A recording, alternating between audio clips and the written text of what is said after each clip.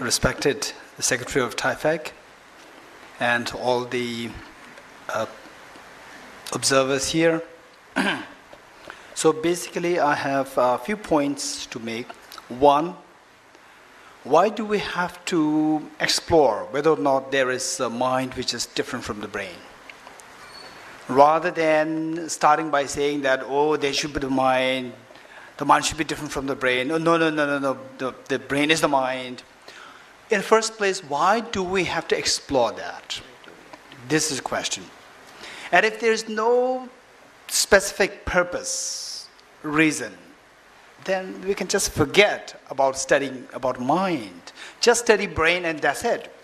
But in actuality, if we think of, say, what Charles Darwin's position, his discovery, I wouldn't say discovery, his hypothesis. One, that human beings, we evolved, our brains evolved, and now we are gifted with the instinct of anger, attachment, and so forth. And this instinct, which we are gifted with through millions of years of evolution, that allows us to dispel or expel what is harmful to you, and the attachment or desire, which is going to be the equipment to acquire what you want. So this is how we live. This is Charles Darwin's hypothesis. In case if the world follows this hypothesis, believing that this is the reality, what is the consequence? If there is no bad consequence, well, then what is fine? There's nothing wrong in it. But imagine, according to this hypothesis, anger is something which we cannot eliminate because this is instinct. If this is correct, and if this is what everyone believes, then people will not strive to eliminate anger. Then without striving to eliminate anger, this anger will give rise to hatred. And the hatred will give rise to terrorism. And this terrorism is the cause of the disaster now. So imagine what the President of India said. There is no good terrorism, bad terrorism. All terrorism is bad terrorism. And then he cited all these examples of the recent terrorism. Just imagine all these things. So behind all these intellectual discussions, if we are not careful, then there's a serious repercussions in the humanity. There's a crisis which are following that. So therefore, this issue, whether or not there's a mind which is different from the brain, this is a huge and very important topic to be discussed. One. Now the next question. Now, what is the reality, whether or not there's a mind which is different from the brain? I read Eric Kandel's book, In Search of Memory. Eric Kandel, who is Nobel laureate in 2004 in physiology. Great neuroscientist. He put forth two hypotheses. He said, just in the opening passage of the book, according to the current neuroscientists, hypothesis one, there is no mind, it's just a brain. Hypothesis two, there is mind, but it's the emergent property of the brain. So these are the two hypotheses which he set forth in the opening passage of his book. Now the next question, whether or not there is a mind which is different from the brain, or whether or not our mind or the brain, what we call as the mind or brain, whatever, whether the anger and the negative emotions which the Dr. M. Gauri Devi so beautifully mentioned, the emotional world, whether these emotions such as hatred, anger, jealousy and so forth, are they something instinct or inherent, developed over the millions of years in the human realm? These are all the questions. So that is a huge discussion, and I like to share as many points on this, but then I simply want to restrain myself with this to jump to the next point. The next point is is, I personally believe, and this is my take, that science is such a rigorous system. Science is such a rigorous system. Physics, chemistry, biology, and nowadays particularly neuroscience, they are such a rigorous system. And this system, it has its own incredible strength and beauty. We must not dilute that by mixing with other disciplines. What I'm saying here is that while neuroscience is so deep an inquiry into the human brain, it should not be mixed with physics and chemistry. It should not be mixed with spirituality. At the same time, it doesn't mean that neuroscience is the whole story of the humanity. Neuroscience is one story of the humanity. Because the reality, the human beings, as all the panelists mentioned, is such a complex system. It's not just a simple system. It's a very complex system. So complex that the biology is involved, chemistry, the chemical reactions are involved, then the physics, the elemental particles involved. Every complexities are there. As such, it is very important to keep in mind what is known as the three divisions of reality. Three divisions of reality. One is the evident phenomena, and the other one is the obscured phenomena, and the third one is a very obscured phenomena. Three. And all these three, we the human beings, we are constituted of all these three complexities, the complexity of the evident phenomena, the obscure phenomena, and very hidden, very obscure phenomena. So what is it constituted of the evident phenomena? Evident phenomena is those things which we can measure, which we can easily see, we can quantify them by means of the modern technology. All these things, they fall under the category of the evident phenomena. So what science, the present day science is doing, is tackling the first phenomena, the evident phenomena. And I would very much, this is my very strong belief that the modern science should be confined to that for the time being, with this evident phenomena. And yet, as I said earlier, that the human beings, it is not just this, constituted of this evident phenomenon. It has so much complexities there. Hidden phenomena is also there. Hidden phenomena or obscure phenomena. Obscure phenomena, for example, how with quantum physics, how the electrons behave. If you are to measure, quantitatively measure, as to what is the velocity of the electron, what is the position of the electron at what particular time, it has to be considered only in relation to the observer. So it's the observer-observed relationship. So that plays such an important role. So this is not something that simply by looking through the machines, we can see things. So it must be, the observer should be brought in. So look, physics has now coming into a paradigm shift. We see a paradigm shift in physics happening. Now the next point is that this issue of the mind, and this issue of the identity, the self-identity, identity as the self, I. So we see that each one of us, if you're not interested in this talk, you will simply leave. If you're very interested, you will stay till the end. What determines that? There's a sense of I. This sense of I determines whether you are to stay here, whether you to go, whether you are to grab a chocolate, whether you grab alcohol, whatever. So this sense of I plays a very important role. At the same time, if you reduce this sense of I to this just physical, small structure, brain, then it's very dangerous. Very dangerous. So therefore, to make it very short, out of the three kinds of the phenomena in which everything falls into, evident phenomena, then the slightly obscure phenomena, and the very obscure phenomena. Of the three, science as of now is dealing with the first one, mainly the first one, right?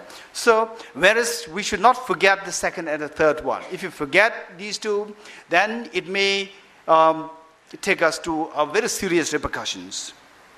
The next point that I'd like to share with you here is that then what exactly is mind? This is a question which have been in the realm of mystery for the last many millennia. What is mind? This question. Okay, so the mind, we are not supposed to think of something which is something mystical up there which we don't understand. To make it very simple, mind. Say for example, let's all think of India Gate now. Let's all think of India Gate. India Gate is not there, but you could sense, you could imagine India Gate in your mind. And then, as our here the speaker professor, Professor Neeraj Jain, he said, now we can detect what you're thinking. Initially, how did this happen? How was it evolved to this stage of complexity where the scientists are able to detect what you're thinking? Initially, you maybe think about India Gate, and then you are put in the fMRI scan. So there, the scientists could see the brain waves in the computer, but you cannot see the brain waves. You have the first-hand experience of what you are thinking. Oh, I'm thinking of India Gate. You know the mental process, you don't see the brain process. The scientists see the brain process, the scientists don't see the mental process. And then the scientists would ask you, what are you thinking?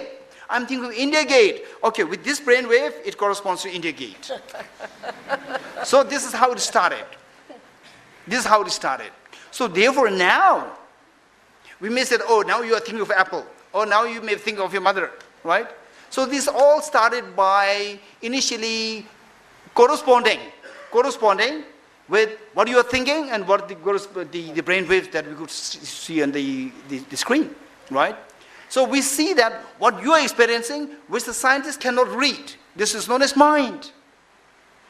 What you are experiencing, what the scientists cannot see, is mind. What you cannot see, what the scientists will see, is the brain. This is the distinction, right? Now, in this regard, the next question arises. Now, how can we say that this, whether or not this mind is the emergent property of the brain? This is the next question. Whether or not the mind is the emergent property of the brain. We should not begin by saying that, oh, the mind is not the emergent property of the brain. The mind is different. No, we should not start with this. So, there must be reasons, rationalities, very convincing rationalities to feel that the mind is indeed distinct from the brain. Then we see that, oh, because the mind is so distinct from the brain, and the brain which is so limited in the physical nature, so the mind, on the other hand, it can have incredible potential to grow, right? So, as our Dr. M. Gauri Devi said, sometimes it is good to forget things, right? So, the thing is that here, if you are, as here, the secretary of TIFAC said, the wisdom. If you develop the wisdom, then more the knowledge that you have, better you are in a position to help others, to tackle situations. Say, if you have so many things, and then these thoughts, bad memories, they give rise to pain in you. Then because of this, then next time somebody, because of recollection of the past, bad experiences, then the person is in pain and trauma, then you can empathize with the person. Whereas if you forget it, then you have no pain, and then when the other person is going through traumatic experience, you cannot empathize. So here the wisdom plays an important role. Wisdom plays a very important role. Okay, so then now the brain and the mind. So I can't really go into detail as to how I have for the last 30-something years explored into whether or not the mind is different from the brain. So now one very quick summary which I like to make here is that the physical brain and the mind, one of the great Buddhist logician and epistemologist and a psychologist, Acharya Dharmakirti. What he said was that the brain and the mind, these two are very closely connected. These two are mutually dependent. When you affect the brain, it can affect the mind. When you affect the mind, it can affect the brain. This is nowadays, at one point in time, say like 20, 30 years ago, there was a belief amongst the neuroscientists that it's not a mutuality, it's a linear. Whether you affect the brain and the mind is affected, that's it. Not that the mind is affected and the brain is affected. That one is, the reverse is not there in the 20, 30 years back in time. Now the scientists, with the research happening in America, this is what is being discovered. This is what is being talked more. It's not just the linear fashion, where you affect the brain and the mind is affected. That is for sure happening. At the same time, you affect the mind and the brain is affected. With meditation, your brain is affected and the new neuronal circuits and synapses, very stable synaptic connections are being created because of this, long-term meditations and so forth. So affecting the mind can affect the physical brain. So this is what is being discovered nowadays. Then, so from that point of view, what I like to share with you is that with the brain and the mind relationship, the mind, in the Buddhist psychology, there is explanation of how the mind has so many layers. What we are experiencing now is very gross. And then when we sleep, it becomes subtler. And then when you faint, it becomes even subtler. At the time of death, it becomes even subtler. So there's so much diversity, variance in subtlety. Now, interestingly, as the mind becomes more and more subtler, as the mind becomes more and more subtler, it becomes more and more independent of the physical brain. This is one thing that we need to know. As the mind becomes subtler and subtler, it becomes more and more independent from the brain. So there are techniques and methods by which to deliberately make your mind subtler. And then you could feel that your mind is becoming independent of the physical brain. And then about this last point, what can we download everything, all things on a brain? Okay, and then can you take one, consume one, what tablet? Pills. One pill, compassion pill, and you become very compassionate like Dalai Lama. Or you take the pill for the physics, you become the next Albert Einstein, right? His Holiness the Dalai Lama jokingly said, well, I remember that, I think in the West, in America, he said that if that is possible, I will be the first person to sign up to buy this pill. This is what His Holiness jokingly said, right? So what I'm saying is that the distinction between the pills, taking the pill and then the person, become very compassionate, very possible.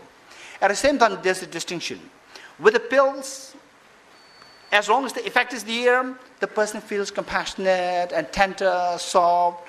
The moment the pill is gone, then the person goes back to the same rudeness, cruelness. Whereas this change happening through mental practice, meditation, that experience is very stable and it stays. Thank you.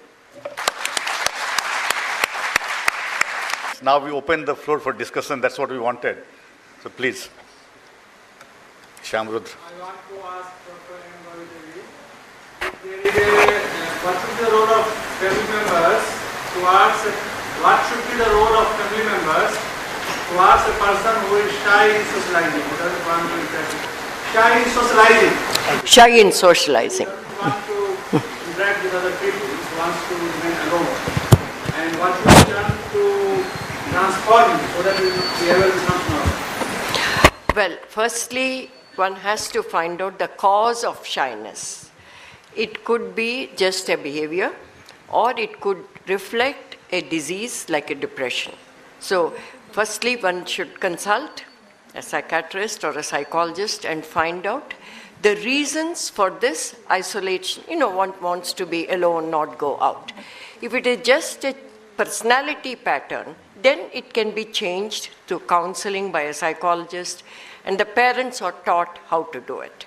But firstly, we must recognize whether it is a routine behavior pattern or it's a part of a disease, a mental disease. I think that's important. Thank you. What is the Mr. Damdul, is then the mind the soul? And secondly, mind drives the brain or brain drives the Both ways. mind? Both ways. Thank you. Whether or not the mind is the soul, this is a very serious question. I like to make it very simple, particularly in discussion like this or in the academic area. So there, I always encourage people to, tackle those things which is within the bound, which is within your ability to convince others of the existence of that phenomenon. So the mind, as I said earlier, is, say you think of India Gate, you're thinking of it. So that agent with which you are aware that I'm thinking of, this is known as mind. And some people, they think that thing, the agent which thinks, this is a mind, this is soul. Some people, they interpret it this way. So if this is the case, then I would say mind and soul, these two are the same. Whereas others, they may not interpret it this way. Soul is something which is different from the mind. Soul is something which we cannot experience. Some philosophers, they explain it like this. If that is the case, then the mind and soul, these two are different, and what we are discussing here is the mind. Then the next one, whether or not the mind drives, whether it is the mind which drives the brain or the brain which drives the mind. So these two are more, as I said, a mutuality of driving. There's a mutuality of dependence. At times, the brain can drive the mind. So, for example, this is a typical example given there in the Buddhist psychology. Say when there's a brain damage, then the person can lose the speech. The person can, even the sense of empathy disappears at times, and you lose your language. You may not lose your speech, but then you may lose your language. These things happen. So this is how the brain drives the mind. At times there are mind which drives the brain. So through deliberate thinking, not through physical changing of the brain, but deliberate thinking, new synaptic connections are created. Very stable new synaptic connections created. And the indication of that is twofold. One, physically you can diagnose that. And then number two, you can see that at times, without any effort, you can spontaneously invoke those experiences. Those experiences, which are clear indication that some kind of stable change in the brain, synaptic, connection has occurred. Yeah. So it's mutuality.